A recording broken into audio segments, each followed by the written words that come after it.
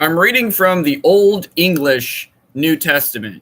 And in the Old English New Testament, it says the word Easter.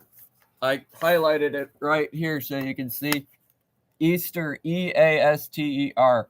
And the reason why I'm showing you this is because some people think that Easter is some kind of an intrusion in the English language. And I want to explain that the word Passover didn't exist 1,000 years ago. This translation says, and I'm going to botch up the Old English because I don't really speak Old English, and his magus Ferthen Alseth Gira in Jerusalem on Easter Dagus for Roasttide. Now, none of that probably made sense to you because you don't speak Old English. But 1,000 years ago, in the first New Testament, the word Easter was a direct translation of the Greek word Pascha. I can go on throughout this entire New Testament and show you that every time the Greek word Pascha is represented in the Greek, it's translated as the word Easter. Another thing is that in the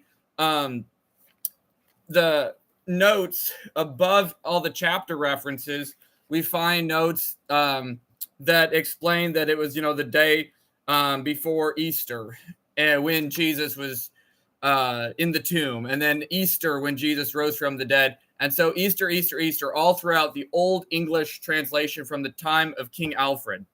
Now, I want to go back to the British history and explain, well, when was Easter celebrated? And was there a controversy? And yes, my friends, there was. I'm reading from Bede, who was the British historian from 1,000 years ago. And in 603, that's the year 603 AD, it gives the following history. No, the Britons did not keep Easter at the correct time, but between the 14th and 20th days of the moon, a calculation depending on a cycle of 84 years. Furthermore, certain other of their customs were at variance with the universal practice of the church. And so this started a long, long time ago, that there was a difference in the British practice of Easter, and it was different than the Catholic practice of Easter. And the continuation of this controversy continues that in 703, 100 years after the other thing, talks about the controversy in Ireland, that in Ireland, they also had this controversy, but certain bishops, it gives the history. This is in Bede's History, Book 5, Chapter 15, gives a history of how Ireland was able to get back in line with the correct Easter date. And just to read a couple verses, it says, then he sailed, well, this is one of the bishops, sailed over to preach in Ireland, and by the simple preaching showed his people the proper time of Easter. He corrected their ancient error and restored nearly all those who would not, under jurisdiction of Ionia, to the Catholic unity, teaching them to observe Easter at the proper time. So this was something that Easter, this history proves that Easter was celebrated by the British people, and also is at a separate time from the Catholic Easter, because they were doing it in line with the 84-year cycle. And what's interesting is this 84-year cycle is the cycle that the Jews keep. And so the controversy was between, are we celebrating Easter on the Jewish cycle of 84 years or the original cycle that Constantine had decided back in the 4th century with the early church? And so that would be the debate. Okay. Now let's fast forward from the time period of King Alfred to the time period of William Tyndale. William Tyndale, as you can see here, I have a facsimile edition of the 1526 New Testament. I can go to John and just open this up, and I find that there is no such thing as the word Passover in 1526. Let me see if I can just pull up a direct quote. Okay, it says, Pilate took Jesus, scourging him. Okay, and it says that they wouldn't eat the Passover Passover. Thinking Passover. No, it actually says that they wouldn't enter the court lest they be defiled and eat the Easter lamb. Where is that quote? Anyways, all throughout this 1526 New Testament, you'll find Easter lamb, Easter day, Easter, all throughout the 1526 New Testament. And you'll think, oh my goodness, I thought this is a bad word or something. No, my friends, Easter, why is Easter in the New Testament? Because the Anglo-Saxon word Easter is the equivalent of the Greek word Pascha, and it had been from the year 988 to 1526. This was the English word that was equivalent to the Greek word Pascha. That's the commemoration of the resurrected Christ. Now, I want to read a quote from the biographer of William Tyndale. His name is David Daniel. Interesting name, two biblical characters there. David Daniel. He's the recognized authority for William Tyndale, and he says, beyond that, this is William Tyndale's gift for coining words. So beyond that, speaking of the former context, William Tyndale's gift for coining words in the Pentateuch, not only Jehovah in the English word, as an English word, we see also words like mercy seat, Passover, scapegoat, and others, many like scapegoat, still very much alive in everyday use.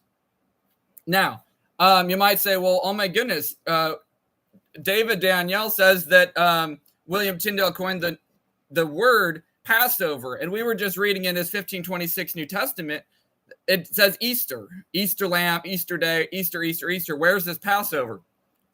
Look carefully at the date, 1526. Now look carefully at this date, 1530. Okay? Translated the New Testament, 1526. 4 years later, he translated the Torah, and in his translation of the Torah, it says, and you shall eat in haste, for it is the Lord's Passover. And he says, for I will pass over. And I don't know if you could read this on the screen, but it says here the word Passover. And that is the first time that the word Passover ever existed in the English language was the year 1530. And so there would not have been a possibility for Tyndale to have used the word in 1526 before he had even invented the word. And so that is why we have the word Easter in the English Bible, because there was not a word Passover. Now, some people will bring to the attention and bring it onto the table. Well, what about the one place in Acts where it uses the word Passover? I'm sorry, it actually says in the King James Version, Easter instead of Passover. Is that a pagan festival? That Herod kept this pagan festival Easter? There's absolutely no way that's a possibility, because in Greek, the word is Pascha, and Pascha is a translation of the Hebrew word Pesach. And so if you go back to the original Greek and you're reading the book of Acts, you will not see the word Easter in Acts. You will see Pascha, which is the Passover. And so why is it in the King James Bible? The reason it's in the King James Bible is because it was the equivalent of the word Passover, and the King James loved to be flowery and use other words that were equivalent. You might notice in one sentence, it might say, like, if you abide in my words and continue ye in my love, and if, dwell, and it uses some of these words interchangeably, where in Greek, it's just the same word.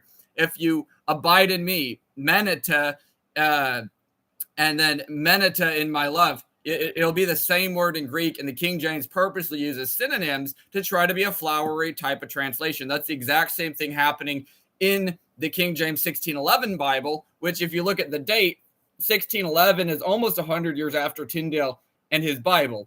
And so the King James translators would have seen, oh, in Tyndale's Bible, there's the word Easter. And in his later Bibles, I can pull up, I have a copy of, this is his updated New Testament in 1534. Then you turn open and you start finding the word Passover in his updated New Testament.